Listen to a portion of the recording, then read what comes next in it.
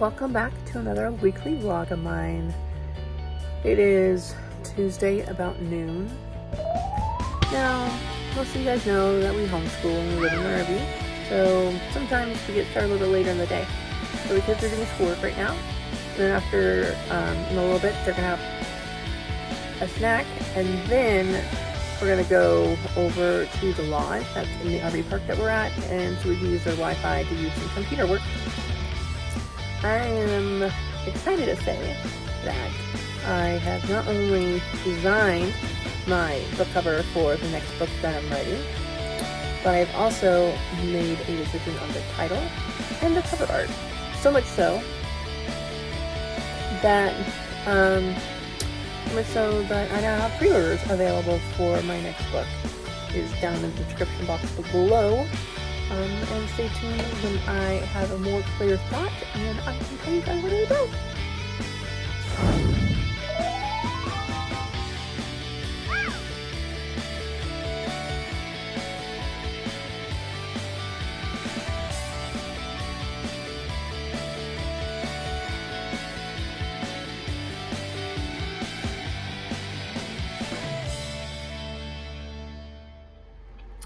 Hello everyone.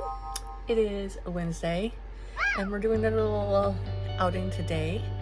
We're not doing schoolwork this morning or this afternoon. We're heading to Fort Stevens, and we're outside of Astoria, Oregon.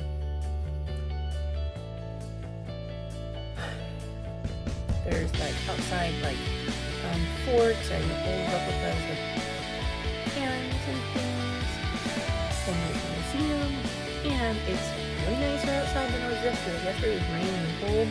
It is warm enough. I can wear shorts outside, but I won't because it's already close and it'll get windy later. So I want to go.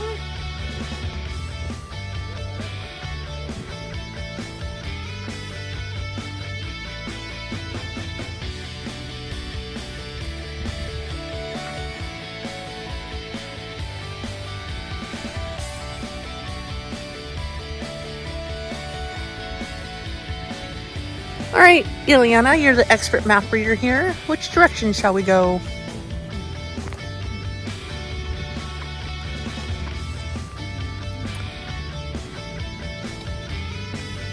We should go this way, because that's... we're really close to the side of the jetty trail. So which direction is that? That way or behind us? That way. So are we going to go down that way and then around? Yeah. Okay. All right, so you've been in the visitor center and you learned some stuff about this place. Anything you want to share? There was a bunch of swords in there, like Japanese swords. Stores? Swords. Swords. Okay. What do the Japanese have to do with this place? The Japanese, they had a big war with the Americans. And why was this place built? Do you remember the video we watched? Yeah, it was to protect the host of the stores. All right. So that's a sports around beach. That's right. That's right.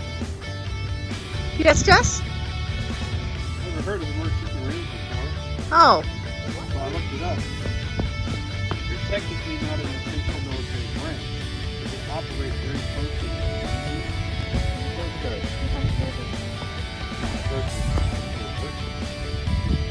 Coast Guard, which what they do is they put the learning commercial vehicles and put them into ports and travel the rivers and lakes and lakes.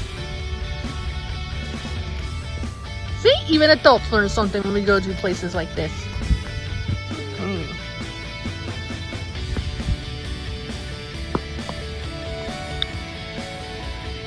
So we watched a video before we came here, and they're in the process of redoing some of the machinery and getting some replicas done. Like this. Let's see what the kids learned about this spot. They love reading the signs. We'd be here all day if they read every single sign. 155 mm gun. 155 millimeter gun. I bet you number 11's on this pamphlet.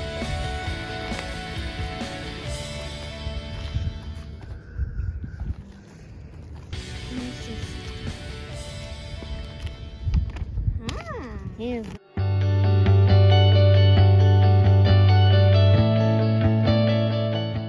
Parrot rifle at Battery Scott. This is a replica of the infamous Civil War era Parrot rifle. 5 of these guns were mounted on the Fort Stevens earthworks. The bore hole of the Parrot rifle's gun barrel featured spiral grooves as opposed to Rodman cannon's smooth bore. This construction put a spin on an elongated shell.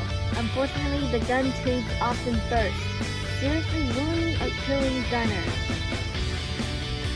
What do you think, Ellie? Alrighty. Alright, so once you're ready, you guys ready?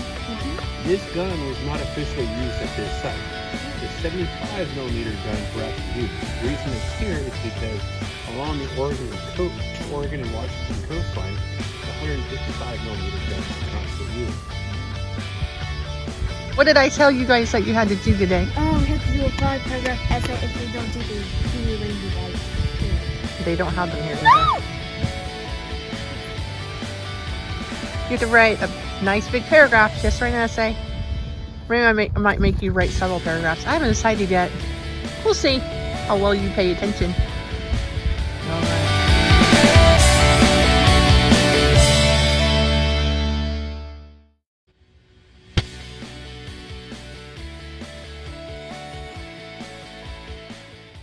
We had to fight to get these kids to leave the house this morning because they're like, oh, we need to do schoolwork. We need to do schoolwork. And they put up a fight. And now that we're here, they're like, let's go.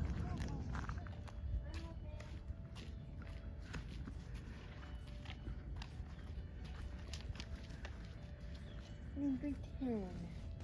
Clatsop Village.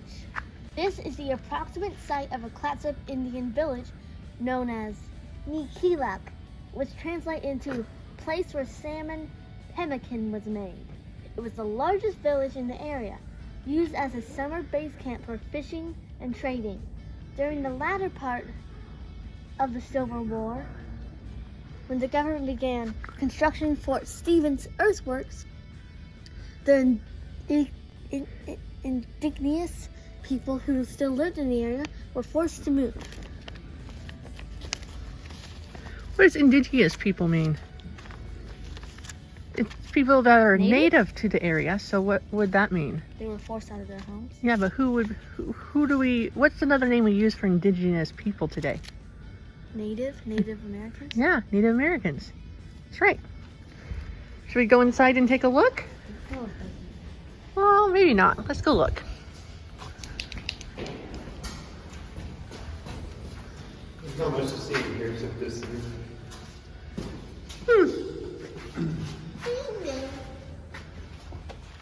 Okay. West Batteries, 1896. The West Batteries were the first concrete emplacements to be installed at Fort Stevens during the Spanish-American War. They featured the latest technology, 6-inch rifles, each positioned on the disappearing carriage. The West Batteries contained Battery Mishler, Battery Lewis, and Battery Walker. So that said Lewis. Down there says Walker. So what number was this on your map? 3? Yeah, 3. 3. Oh, so it must mean to start from there and walk this way. Yeah. That's okay. Let's walk down. Walk down to Walker.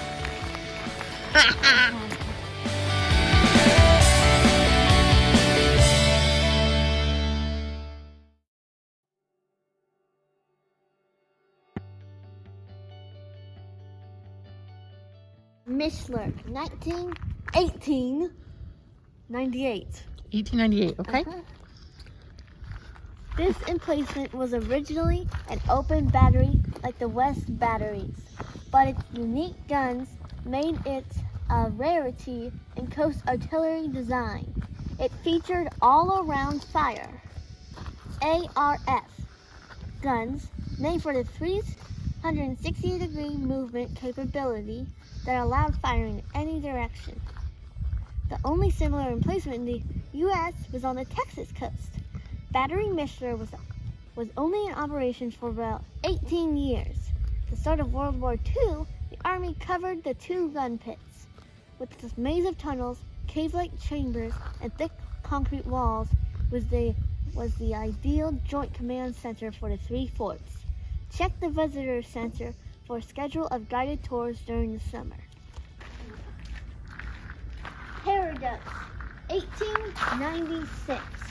The French named and designed Paradise refers to the man-made embankment of earth at the rear of the West Batteries, built to protect soldiers from an enemy approaching from the rear. The Army installed a railroad trestle to transport building materials. Is that it? Yep, that's All it. right. Where are we going next? Up. Yeah, we should go up. All right, up the stairs. That makes more sense. Wait for us at the very top. Okay. Where are we at, Illy? We're at Battery 245. Okay. Number 6, Battery 245, 1944. The last battery to be in place, Battery 245, featured the modern 200 series of gun batteries that use radar to improve accuracy in foul weather and fog. These new guns could fire 9 to 15 miles away. Battery 245 came into service in December 1944. Just around the outmoded Battery Russell fires its last round. All right. So there's the entrance to 245. Are we going to go up and around to the left? Yeah. All right, come on, let's go.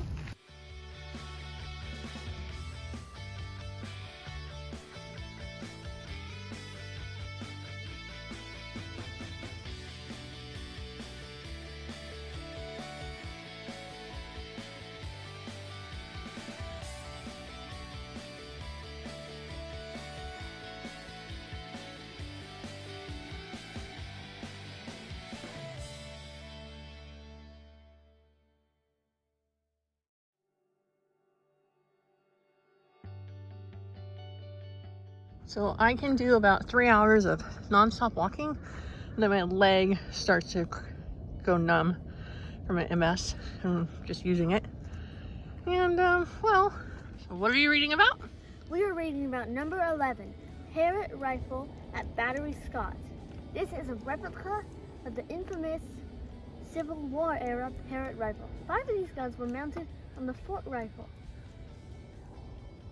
Stevens earthworks, The bore hole of the Parrott rifle.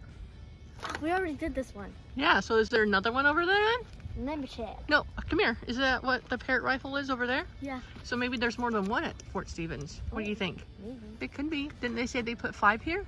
Oh, yeah. Yeah. All right, I want you to read that sign behind you, where it says, the brown sign. Brown sign at the bottom.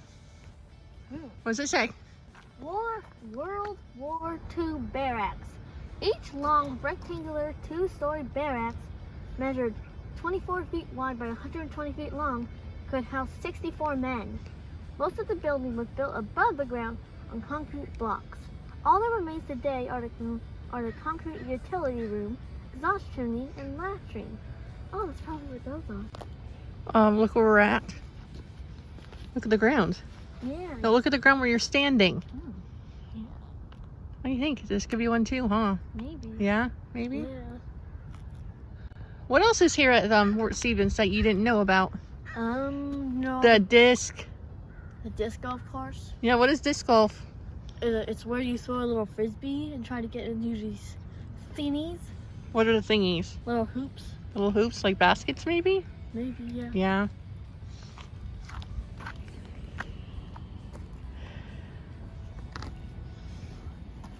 Stop drinking my drink! What is that?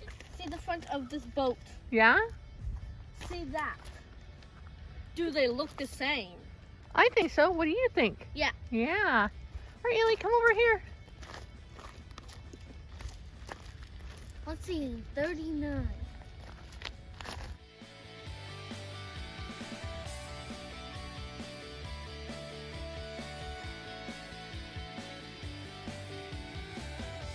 don't you tell me what this is about? This signs. What are they talking about, Jack?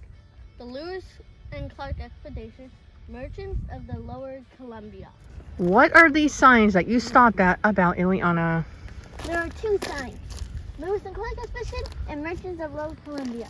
Lewis and Clark Expedition in 1846, 1805 to 1806, Captains Meriwether Lewis and William Clark led about 40 soldiers and boatmen on an epic journey. Pause. Look at me. So, where did they start from? They started from... Look at the map. Where did they start from?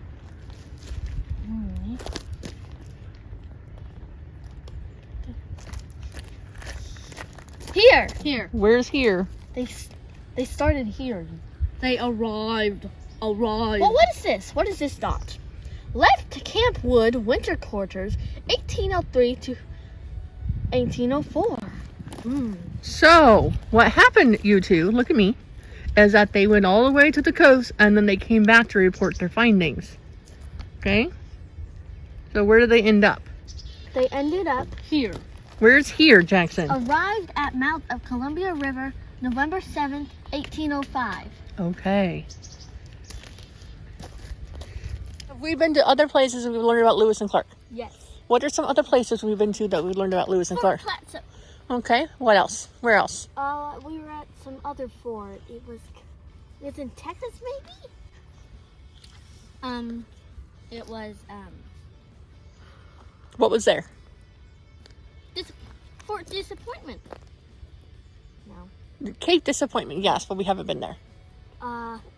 There was a fort in, like, Wyoming, somewhere in the middle of the United States. Okay. Fort Laramie? Yes, Fort Laramie. Yes, Fort Laramie. Well, where did we go that they had Lewis or Clark's name etched into a pillar? Pompey's Pillar. Ready? What is that sound in the background? What is that? Helicopter. What kind of helicopter? Rescue helicopter. Coast Guard helicopter. Coast Guard. All right, read what does it say? It's a coal yard right there. Coal was the main fuel used to heat all the buildings of the fort during both World War I and World War II. Train cars would often load tons of coal to be stored here. Do you want to read that last sentence again? Train cars would offload tons of coal to be stored here. Thank you. Someone named Robert Gray. Hold on. Go. Someone named Robert Gray designed a boat. He named it Columbia blah blah. That started with an R. And that's why the river was named the Columbia River. Columbia Riviera. Riviera? Yeah. Oh, okay. And that's why they named the River Columbia? Uh-huh. All right. Is that accurate, Jackson? Do you want to add anything to that? No. Nope. Okay. Number 14, Battery Smurf, 1902. This battery was designed to protect submarine mine operations in the Columbia River with its two 3-inch rapid fire guns. Gunners could fire 12 rounds per minute. Gun 1 features a real 3-inch gun tube from a Coast Artillery Fort in Virginia.